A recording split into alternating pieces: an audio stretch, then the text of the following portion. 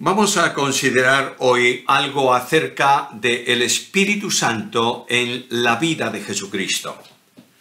Cuando hablamos de Jesucristo, hablamos de Jesús de Nazaret, hablamos del hombre que caminaba por los caminos polvorientos de Palestina, predicando el Evangelio, sanando enfermos, resucitando muertos, dando vista a los ciegos.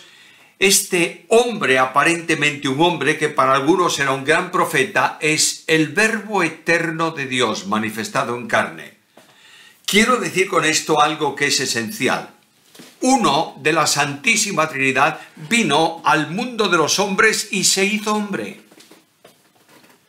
Para que el Dios infinito, distante de los hombres por su propia condición santísima, pudiera encontrarse con la criatura, vestido de humanidad, y pudiera dialogar con los hombres palabras de Dios con garganta de hombre, y pudiera dar a los hombres un abrazo de Dios con brazo de hombre, y pudiera expresar el amor de Dios con lágrimas como los hombres, y pudiera experimentar la miseria de los hombres, los sufrimientos de los hombres, las tentaciones de los hombres, la agonía de los hombres, y pudiera llorar las lágrimas del hombre y morir nuestra muerte. Este admirable Dios manifestado en carne irrumpe en el mundo de los hombres por una obra sustancialmente omnipotente, que es la concepción en María de la humanidad de Jesucristo por una operación de Dios el Espíritu Santo. Llamo vuestra atención a un versículo de Lucas, capítulo 1 y versículo 35. Es el relato de la Anunciación. María le preguntó al ángel, ¿cómo va a ser esto? ¿Cómo voy a tener yo un niño? Etcétera, etcétera, etcétera. Y el ángel le responde así. Respondiendo el ángel le dijo, el Espíritu Santo vendrá sobre ti, y el poder del Altísimo te cubrirá con su sombra, por lo cual también el santo ser que nacerá será llamado Hijo de Dios. En el anuncio que el ángel hace a María, le dice la operación de engendrar en tu seno, en tu vientre, un embrión que va a ser gestado como un hombre cualquiera durante el tiempo habitual de gestación y alumbrado como un hombre y nacerá como un niño, es el santo ser. Esta palabra ser, que está en Reina Valera 60, el santo ser que nacerá, la palabra ser no está en el texto griego. En el texto griego se lee simplemente, por tanto, lo santo. Es decir, cuando en castellano y en griego, pero en castellano utilizamos un artículo determinado neutro, estamos hablando de lo que comprende absolutamente toda la santidad. Por tanto, lo que está diciendo es que el niño Jesús, que va a nacer de María en Belén de Judea, en días del rey Herodes, ese niño no es un niño en el cual Dios se introduce, es Dios mismo manifestado en carne. Las tres personas divinas intervienen en la encarnación del Verbo eterno. El Padre envía a su Hijo y lo regala, lo da. En Gálatas 4:4 Pablo dice que cuando vino el cumplimiento del tiempo, es decir, el cumplimiento del plan de redención, el tiempo de la ejecución de la promesa dada desde la antigüedad, cuando vino el cumplimiento del tiempo, Dios envió a su Hijo, nacido de mujer, nacido bajo la ley, para que redimiese a los que estábamos bajo la ley, a fin de que recibiésemos la adopción de hijos. Por tanto, el Padre, primera persona, interviene en esa operación. La segunda persona es la que se encarna. Y voy a Juan capítulo 1, versículo 14, y leo estas palabras. Y aquel Verbo fue hecho carne y habitó entre nosotros, y vimos su gloria, gloria como del unigénito del Padre, lleno de gracia y de verdad. La tercera persona de la deidad interviene también en esa operación de engendramiento de Cristo, produciendo, ejecutando el hecho de la encarnación. El Espíritu Santo vendrá sobre ti y la virtud del Altísimo te cubrirá con su sombra, por lo cual también el santo que nacerá será llamado Hijo de Dios. El Espíritu Santo vendrá sobre ti. Segundo, el poder del Altísimo te cubrirá con su sombra. Y esta expresión cubrir tiene que ver en muchos pasajes del Antiguo Testamento de la vinculación, por ejemplo, entre una oveja y un carnero, mediante cuya relación íntima se concibe y se alumbra otro animal. En este caso concreto, el Espíritu Santo actúa en la Virgen María para que ella conciba y dé a luz un hijo. Ahora nota, por favor, el proceso. Jesucristo es concebido, es engendrado, es gestado, es alumbrado, esto es nacido, y la Biblia me dice algo muy serio: nacido de mujer. Luego, si eternamente es Dios y no asume nada de la deidad en ningún tiempo porque siempre es Dios, la humanidad que subsiste en su persona divina se produce por generación, por alumbramiento. Y este que nace no es, como dije antes, un Dios que se viste, sino un Dios que se reviste de humanidad. A ver si puedo explicar un poco esto. Una cosa es vestirse de algo, otra cosa es revestirse. Por ejemplo, veis que yo tengo aquí una chaqueta, decimos en España, un saco en Hispanoamérica, y yo puedo hacer dos cosas. Me voy a un comercio y compro esta prenda, me la dan, me la visto, me he vestido la chaqueta. Puedo ir a un sastre y le digo: mira, yo quiero que me confecciones esta prenda encima de mí. El hombre dice: no está bien de la cabeza, pero yo insisto. Y él toma la tela y va cortando y poniendo la manga y luego el cuerpo y luego cose y le pone hasta los botones y hace los ojales. Y cuando terminó la obra, yo no me vestí la chaqueta, quedé revestido de chaqueta. De manera que la humanidad del Verbo de Dios se hace, se ejecuta en la persona divina del Hijo de Dios, que está presente desde el instante de la concepción en el seno de María. De María toma todo cuanto tiene que ver con humanidad, de manera que Jesucristo es Hijo de Dios eternamente, es Hijo de María en el tiempo por concepción virginal en su seno, por obra del Espíritu Santo. A través de ella toma la humanidad. Hay algunos por ahí que dicen que eso no es posible, que eso sería concebir un ser con pecado, etcétera, etcétera, etcétera, etcétera. No importa lo que dice más, e inventa una historia absurda. Que Dios tomó un cigoto, es decir, un embrión gestado, hecho por él en el cielo, lo trajo y lo implantó en María. Mentira. Concibió en su seno. No colocó un embrión en su seno, concibió en su seno. Y el Espíritu Santo, que hace esa operación de la omnipotencia divina, acompaña a Cristo desde el instante del alumbramiento.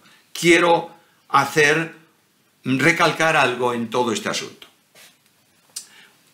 Si tú preguntas ¿por qué Cristo nació sin pecado?, la respuesta habitualmente es una de estas dos. Primero, nació sin pecado porque fue concebido por el Espíritu Santo. ¿Cómo? ¿En quién? ¿En una persona humana o no? Sí. ¿La Virgen era santa sin pecado? No. Y me voy al Salmo 51 y leo: en maldad fui formado y en pecado me concibió mi madre. Luego el pecado no procede estrictamente por el padre humano, sino por el hombre que lo transmite, el padre y la madre. Segunda respuesta que se suele dar: bueno, porque Jesús no tuvo padre humano. Quiere decir que la concepción de una persona en un matrimonio correcto es pecado? ¿Genera pecado? Dios santificó el matrimonio. El problema de no tener padre humano o no poder tener un padre humano obedece a dos asuntos. Primero, porque es el unigénito del padre, no puede tener otro padre. Segundo, porque José hubiera transferido a Cristo la imposibilidad de reinar a causa de su descendencia del rey Jeconías, que tenía una maldición de parte de Dios, en la cual Dios dijo a ese rey: ningún hijo tuyo se sentará en el trono de David. Por tanto, la genealogía de Jesucristo viene por un lado por José, por otro lado por María. Es por María donde no hay impedimento alguno y entronca por medio de Natán, hijo de David, con David, el rey de Israel. Y es por la genealogía de Salomón, de donde procede José, el padre adoptivo de Cristo, que por haber adoptado a Cristo como el primogénito, le confiere, le transmite los derechos al reino. Ahora ya tenemos a Cristo en la tierra, la concepción por obra del Espíritu Santo, y durante el tiempo de la niñez de Cristo y de la adolescencia, del crecimiento intelectual del Señor, dice la Biblia que se llenaba de sabiduría. Lucas capítulo 3, versículo 52, y que la gracia de Dios era con él. El principio de la sabiduría es el temor de Jehová. Y la Biblia, la palabra de Dios, hace sabio al sencillo. Por tanto, si se llenaba de sabiduría es que como niño los padres, especialmente su madre, lo llevaron a la Biblia. Y alguien me va a decir: pero bueno, es que Cristo no conocía toda la Biblia. Es que ¿cómo puedes decir que Cristo tenía necesidad de estudiar la Biblia? Cristo no solo conocía como Dios la Biblia, era la palabra encarnada. Pero en la limitación humana Cristo se hizo hombre. Y lo que es propio del hombre, salvo el pecado, es propio de Jesús.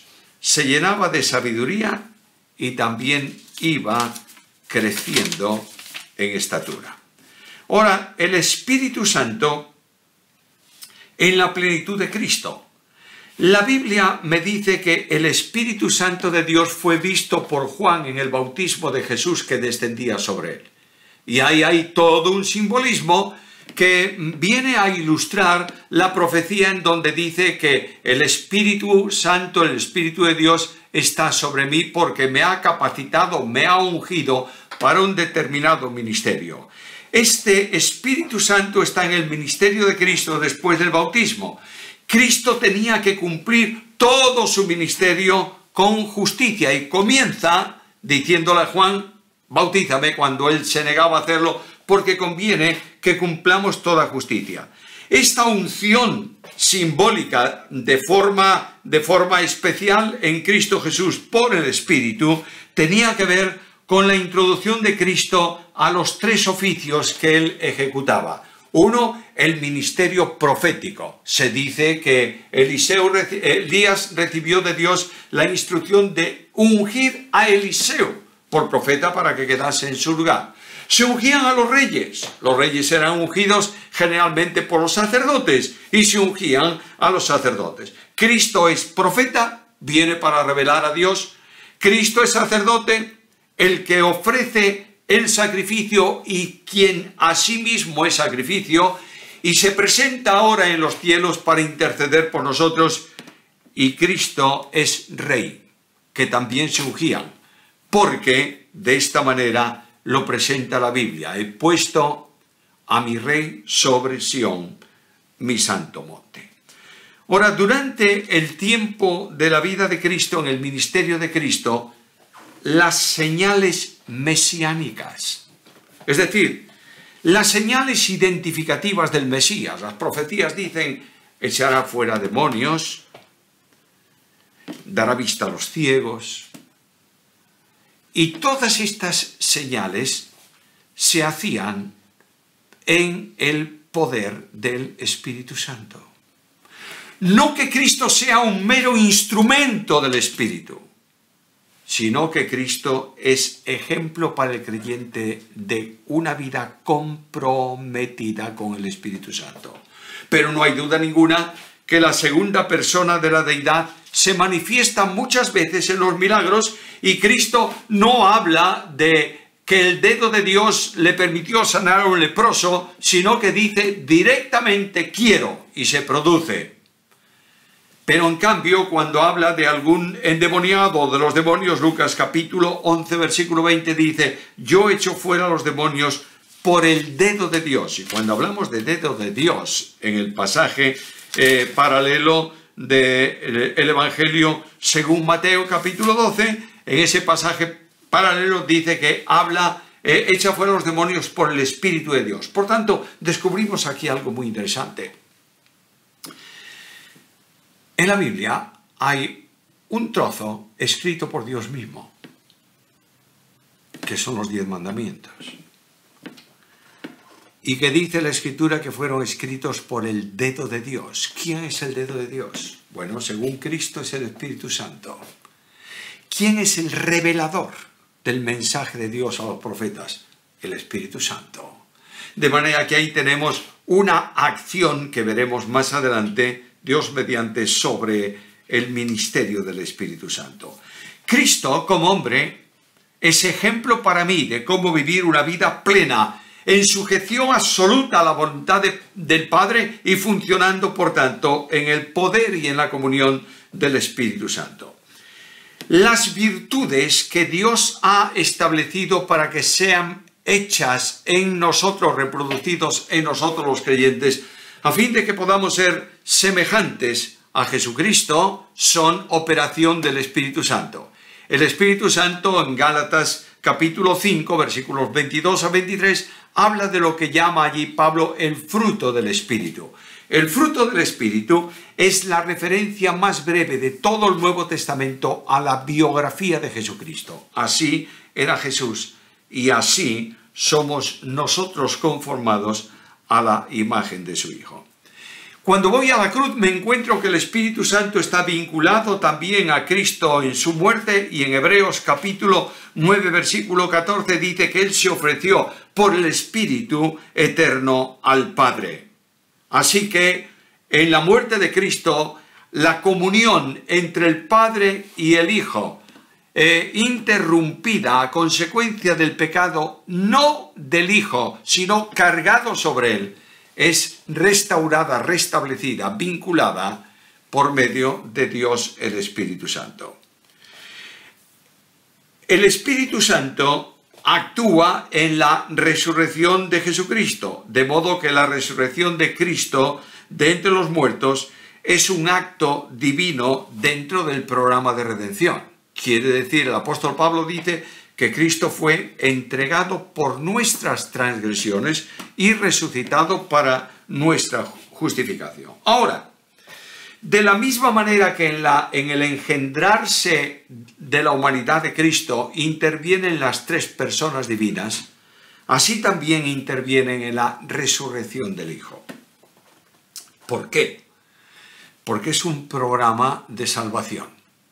La Biblia dice que la salvación es de Jehová. Salmo 3:8, Jonás 2:9. Por tanto, todo cuanto tiene que ver con salvación y ejecución del programa de salvación exige la intervención solidaria, pero individual, de las tres personas divinas. De modo que la Biblia enseña que el Padre resucitó a Cristo de entre los muertos, por citar un pasaje solo, Efesios capítulo 1, versículos 17 al 20. Pero la segunda persona divina, cuyo cuerpo humano está en la tumba y murió en la cruz, también interviene en la resurrección. Él dice en Juan capítulo 10, versículo 18, nadie me quita la vida, yo la pongo de mí mismo, tengo poder para ponerla y tengo poder para volverla a tomar. Y la acción de la tercera persona divina la tienes, por ejemplo, en Romanos capítulo 8, versículo 11, en donde Dios resucitó a Cristo por el Espíritu de entre los muertos. La resurrección de Cristo, hermanos y amigos, es modelo, ejemplo de la resurrección de los creyentes. De manera que cuando nosotros seamos resucitados, seremos resucitados por el poder de Dios. Y el Espíritu Santo de Dios que nos ha regenerado intervendrá en esa resurrección, y el Padre nos resucita para llevarnos a su presencia y presentarnos delante de su gloria sin mancha, con gran alegría.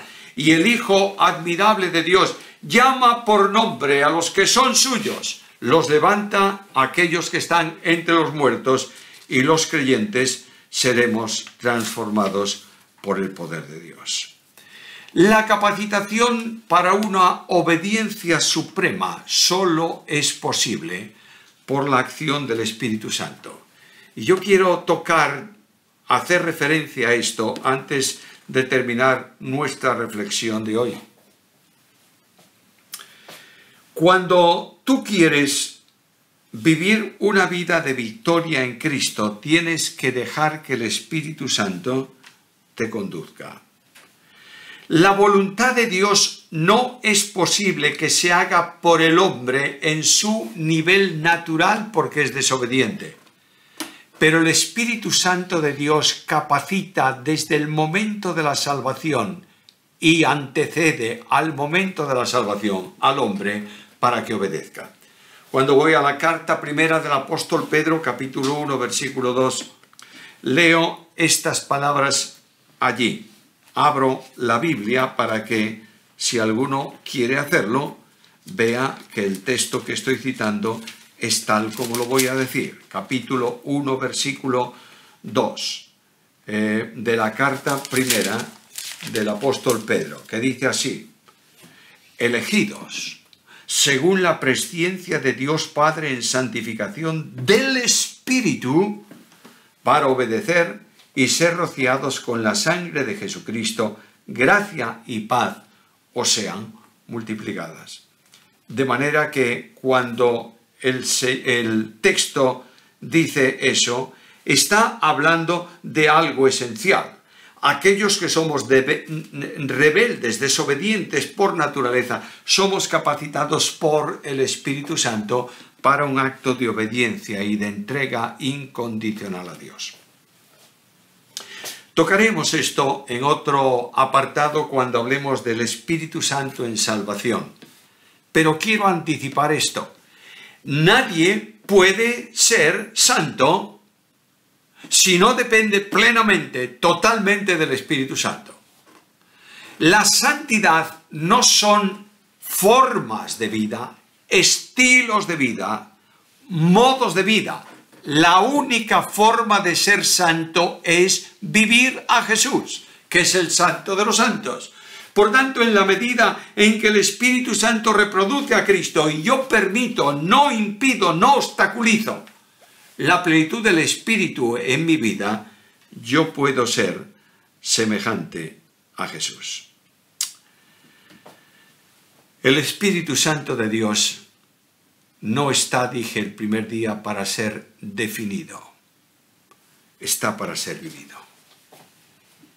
Y yo pido al Señor que esta reflexión de hoy sirva de aliento. La hice breve para no saturar a los que estáis escuchando con muchos datos que después es difícil de acomodar. Simplemente estoy dando una panorámica de lo que significa vivir en el Espíritu, de lo que significa la acción del Espíritu, de lo que es la persona del Espíritu Santo. Y hemos considerado que el que creó el mundo, Dios Trino, el que crea, el que pone orden en el caos, es el Espíritu Santo. Y el que pone orden en la vida del creyente es Dios, el Espíritu Santo. Que el Señor ayude y bendiga en cada uno de nosotros esta reflexión.